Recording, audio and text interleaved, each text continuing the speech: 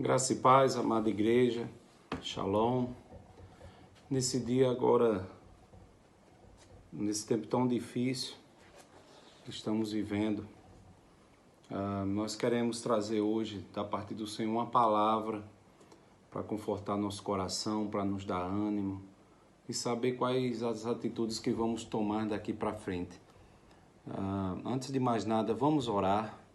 Você onde estiver, pare o que você está fazendo e foque nesta palavra, tenha a reverência, o cuidado de ouvir tudo aquilo que Deus tem para a sua vida hoje.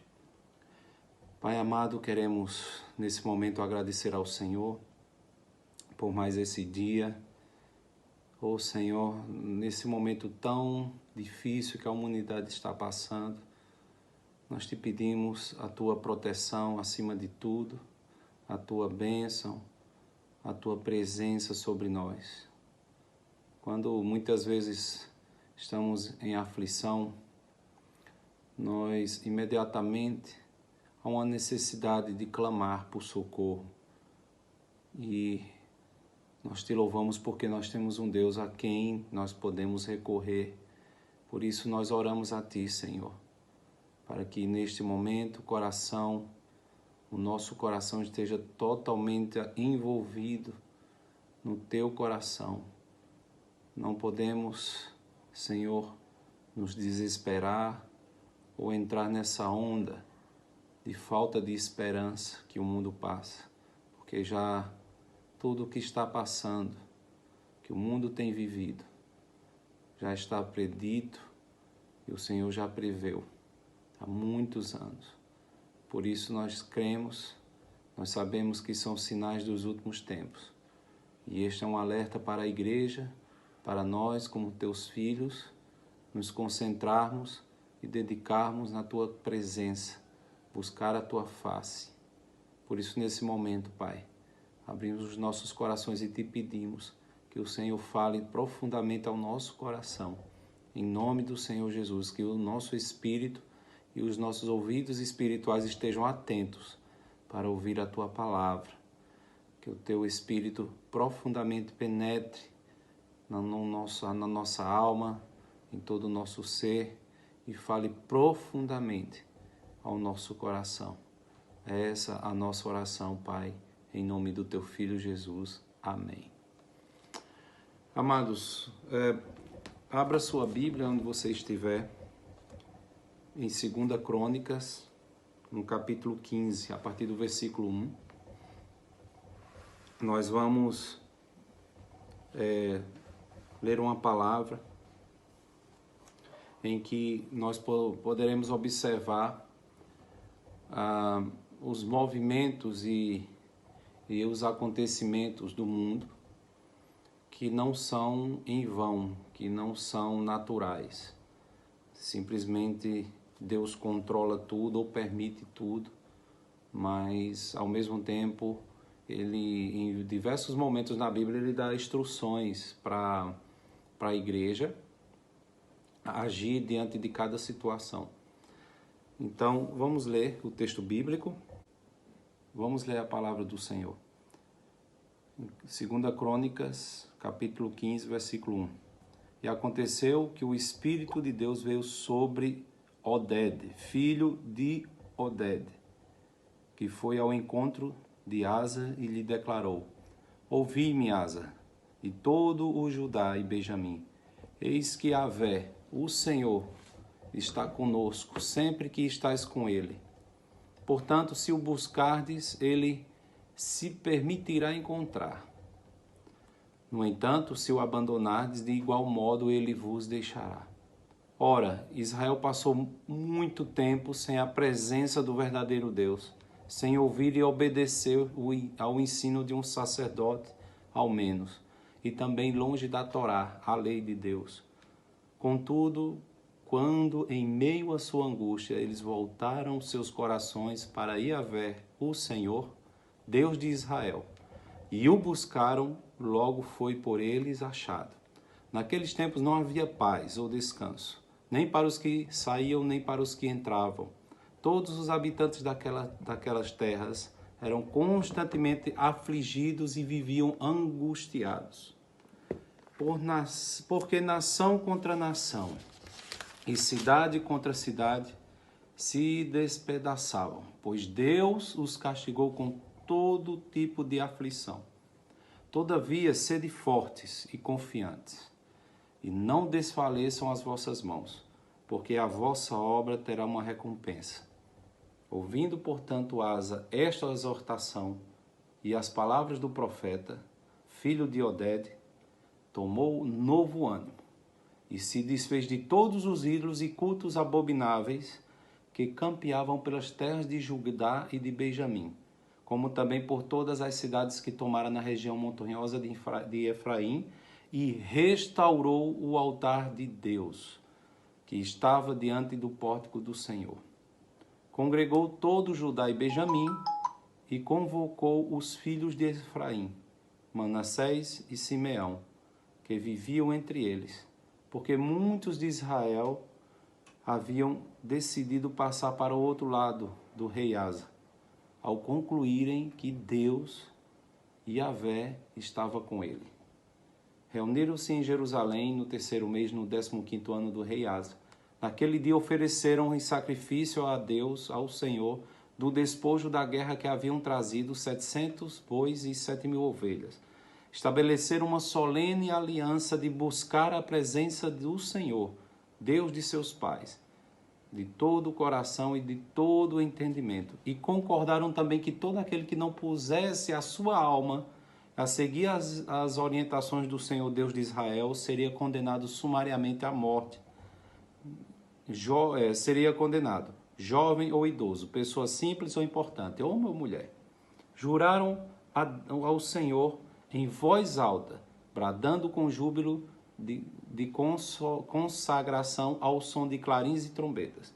Todos os filhos de Judá muito se alegraram com esse juramento, porquanto o havia pronunciado de todo o coração.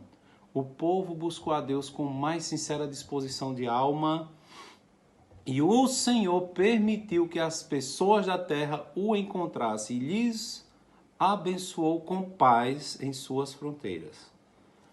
Amém?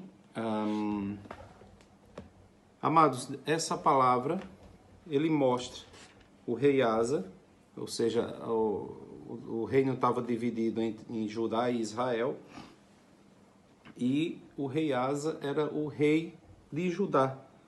E na história bíblica, nós podemos ver que Israel revezou de reis que temiam o Senhor e de reis que não temiam o Senhor. Não apenas não temia, mas permitia culto a outros ídolos, que é extremamente abominável ao Senhor. Por isso, nós temos aqui uma situação em que nós precisamos entender que havia um acontecimento muito difícil, porque todas as vezes que o povo abandonava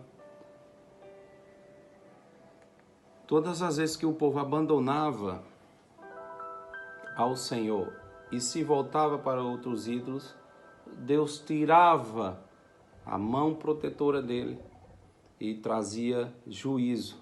Nesse caso, não era uma praga, não era doença, mas simplesmente a paz. A paz foi retirada, a mão de Deus foi retirada de sobre Judá. E eles experimentaram uma grande tribulação. Vieram povos inimigos e cidade contra cidade, inclusive dentro do próprio território. Não havia paz, o povo sofria. Então Deus levanta um profeta. Um profeta porque Deus viu o coração de Asa uma possibilidade de arrependimento.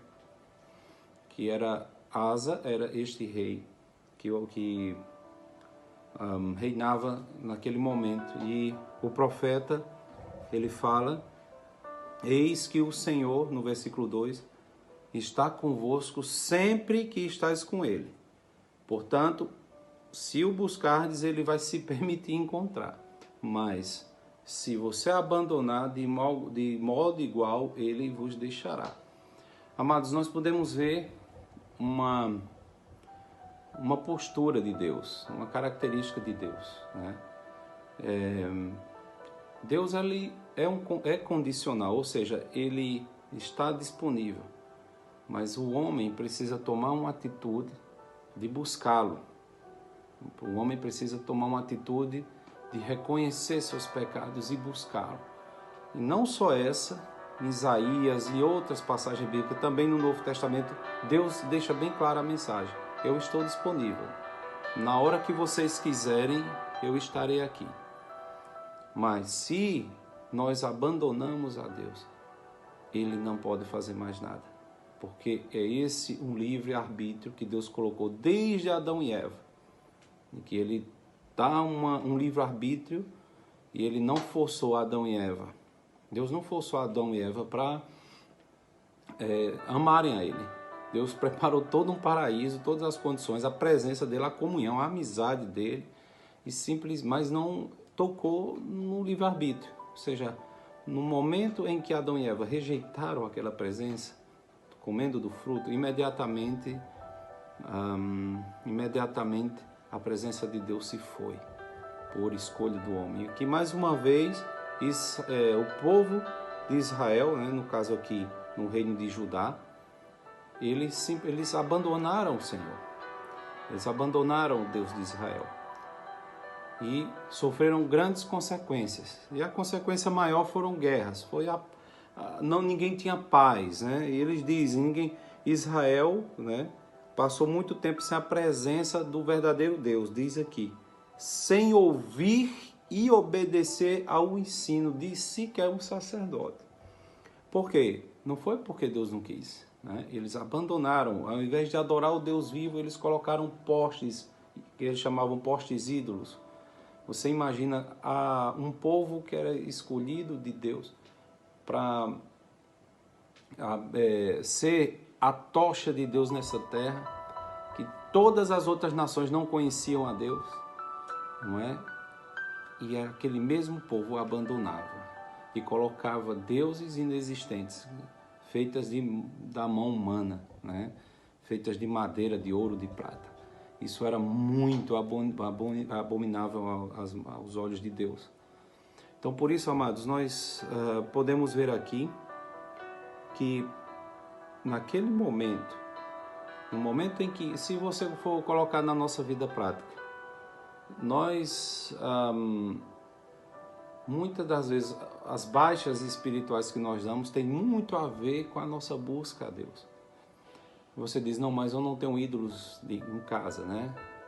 Eu tenho até versículo na parede, eu escuto louvor, mas só que a minha vida é muito difícil, tenho muitas prioridades e as pessoas começam a abandonar a Deus e colocar ídolos, mas não ídolos físicos, mas ídolos no coração. O trabalho, o dia a dia, a rotina, os estudos, tudo, até pessoas, até mesmo o marido, até mesmo a mulher filhos substituem a prioridade no nosso coração.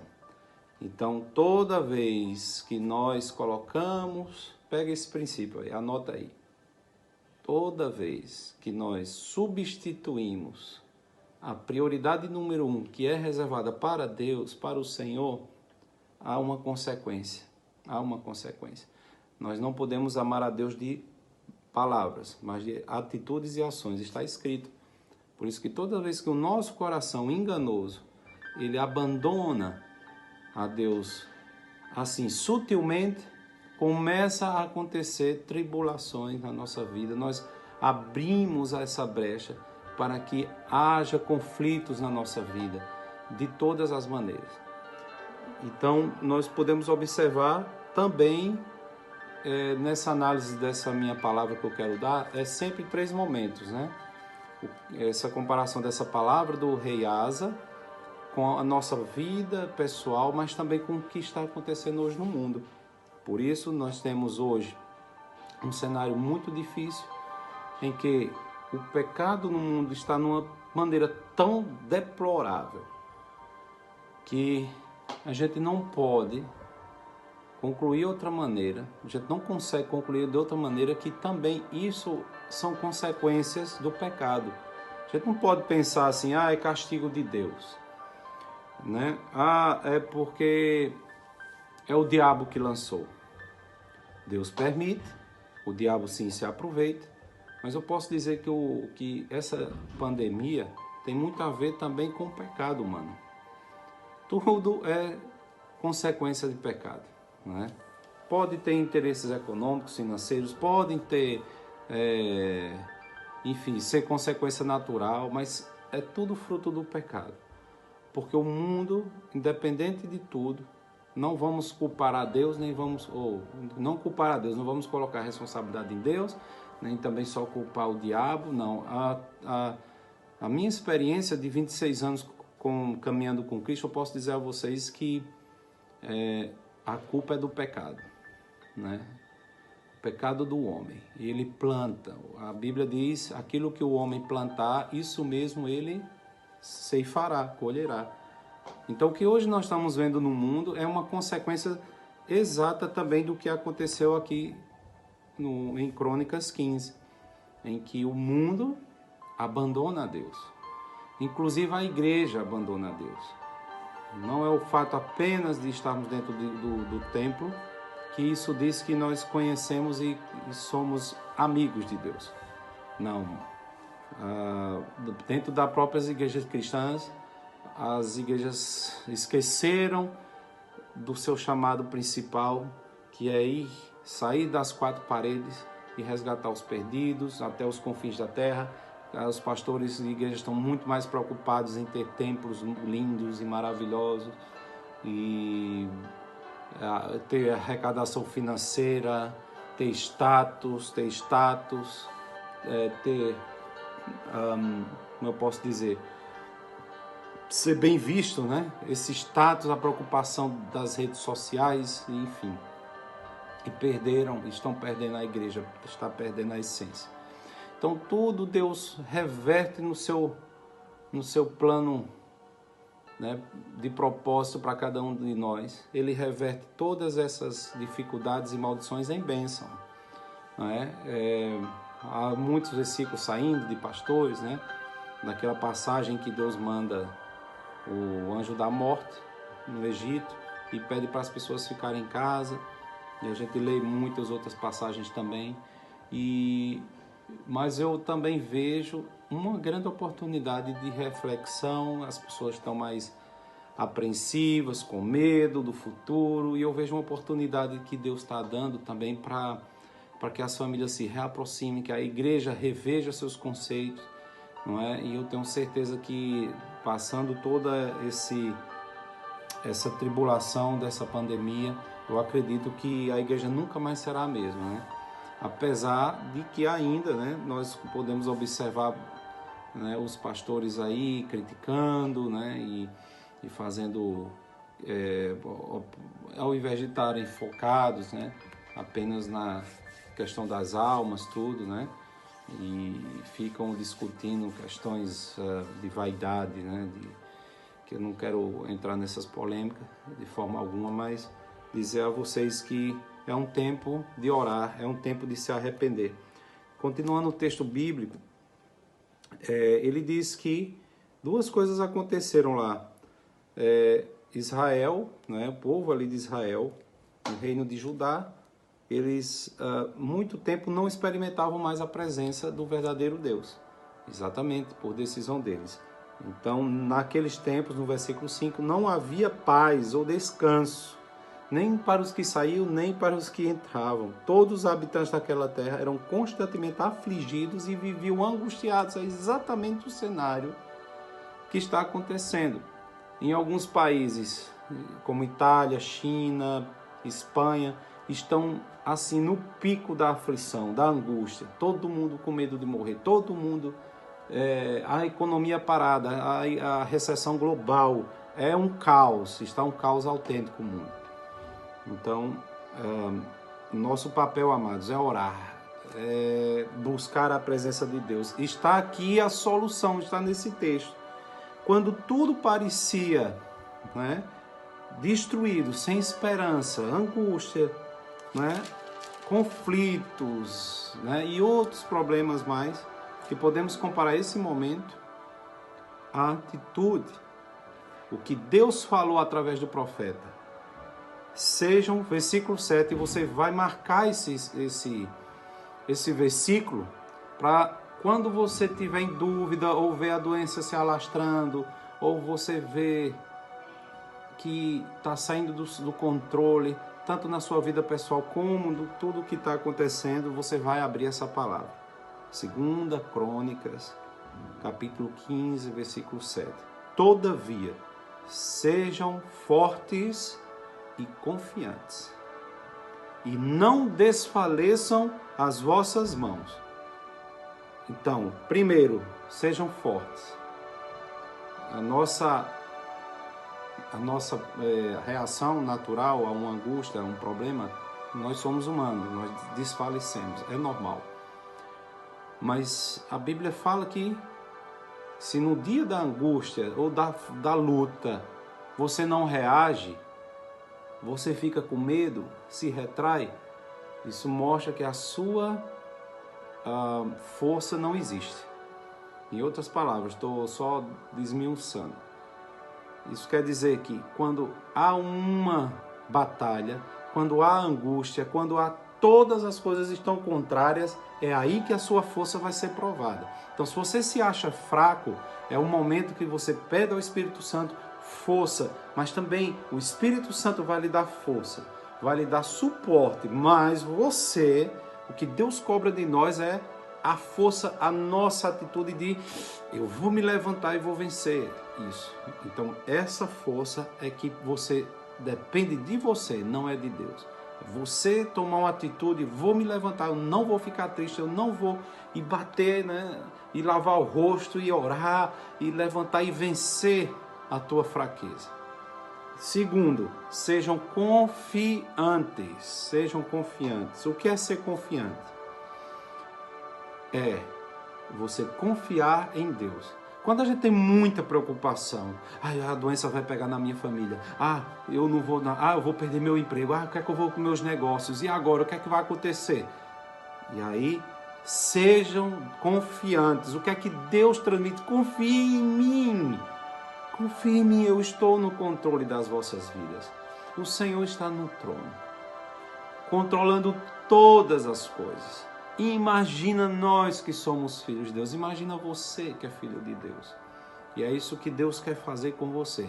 E é Ele também que pede, confie. O que é confiar? Na minha angústia, eu olho todas as pressões externas e internas. Mas você para e entra na presença de Deus. E lembra de que Ele é o teu Senhor. Ele está sendo um Deus que cuida, está sendo um pai que guarda seus filhos, e essa confiança que gera a fé de acreditar naquilo em que contrariamente todos estão pensando. Então você traspassa toda a sua desesperança, falta de esperança, falta de fé, e você foca, e na presença de Deus você busca Ele e diz: Senhor, eu confio em Ti. E a paz vai entrar no seu coração e a força virá para você. Porque Ele diz: não desfaleça as vossas mãos. Não é um momento de desfalecer, não é um momento de ficar triste, não. É um momento de se levantar, de mostrar sua força, de mostrar sua confiança. Porque depois vemos que Deus pede um arrependimento. É tempo também de arrepender-se. É tempo de você avaliar a sua vida. É um momento que você está mais parado em casa e vai olhar e te dizer: meu Deus, avalie a sua vida. O que é que eu fiz? Olha na minha vida. Não é? Eu tinha liberdade de ir, vir, de fazer, de ajudar e não fiz. Não é? Nos nossos projetos do Camizum passamos uma aflição terrível. Não é? Durante essa semana a caravana veio, mais de 40 pessoas, e as fronteiras fecharam, a gente ficou angustiado, né? Mas naquele momento a gente consegue ver que as pessoas queriam ficar, queriam trabalhar e foram impossibilitadas. Muitos foram chorando, queriam ficar mesmo. Mas ao mesmo tempo sabiam que tinham que retornar para suas famílias. Mas a gente mostra que até nessas coisas a gente valoriza mais quando acontece isso, né? Que nós perdemos as oportunidades que Deus nos dá para trabalhar. Imagina se nesse momento Jesus voltasse, né? Não deu tempo para você marcar a vida das pessoas, para fazer um grande projeto para Deus. Você já pensou uma coisa dessa, né? Tudo isso, no momento de aflição, a gente consegue pensar e raciocinar. Mas eu tenho certeza que Deus vai nos dar outra chance. Tenho certeza que isso tudo vai passar. Mas para isso passar, a igreja tem que se levantar. Eu e você temos que se levantar em arrependimento, pedindo ao Senhor que traga uma cura dessa doença maldita. E para isso, nós como igreja diante do trono em Angola, eu como na qualidade de líder do ministério em Angola, eu quero convocar um jejum de 21 dias para todas as nossas 14 congregações e todos os nossos discípulos membros, para que a partir de hoje, domingo, nós possamos proclamar esse jejum. E nós vamos estar lançando aí os pontos para nós orarmos, para que o Senhor estenda a sua mão, escute o clamor da igreja, porque está aqui escrito que Judá, o rei Asa, o rei de Judá, ele convocou, reuniram no versículo 10, em Jerusalém, no terceiro mês, no 15º ano. Naquele dia ofereceram em sacrifício a Deus o despojo, tudo que eles tinham, eles ofereceram. Estabeleceram uma aliança de buscar a Deus dos seus pais de todo o coração. E o rei Asa disse: quem não fizer isso vai ser expulso, vai ser morto até, a pena de morte, seja jovem ou velho. Isso mostrou uma atitude de uma autoridade, da máxima autoridade daquele povo, reconhecendo que eles abandonaram a Deus e em arrependimento. Todos unidos, eles clamaram a Deus. E o que foi que aconteceu? Todos de Judá, os filhos de Judá, muitos se alegraram com esse juramento. E o povo buscou a Deus com a mais sincera disposição de alma. E o Senhor permitiu que as pessoas da terra o encontrassem. E Deus fez o quê? E lhes abençoou com paz em suas fronteiras. Né? Deus fala das fronteiras, né? Que estão hoje praticamente, o mundo todo está fechando as fronteiras. E Deus diz: quando o povo se arrepender e o povo se unir em arrependimento, Deus vai estender as mãos. E porque você não acha que Deus tem esse poder? Deus pode reverter tudo isso. Mas o que está acontecendo é consequência do nosso pecado. E também exige de nós mesmos também um arrependimento. Arrependimento das nossas falhas, dos nossos pecados, do nosso abandono a Deus, o abandono à sua obra, de ídolos que nós colocamos no nosso coração. E agora nós temos que entrar em arrependimento e tirar todos os ídolos no coração. Que é isso? De deixar que o trabalho tomasse o meu tempo com Deus de forma exagerada, minha família, ou até meu marido, minha esposa, que devem vir em segundo lugar e não em primeiro. O primeiro é de Deus. E nós ferimos a Deus. Então, portanto, amados, vamos entrar em arrependimento profundo para que Deus possa sarar a nossa terra e as nações da terra. Então, eu quero lhe abençoar com esta palavra e dizer que tome esse tempo para que você possa entrar na presença de Deus e orar pela sua casa, pela sua família, mas pela nação que nós vivemos e todo o mundo em arrependimento. Deus escutará a nossa oração e sarará a nossa terra e nos abençoará novamente com a paz. Deus os abençoe e que nós possamos nos aliançar também, como o rei Asa fez com o seu povo, em buscar a presença do Senhor nesses dias. Nos unirmos para que Ele traga o perdão dos pecados das nações e nos traga a paz novamente. Deus nos abençoe.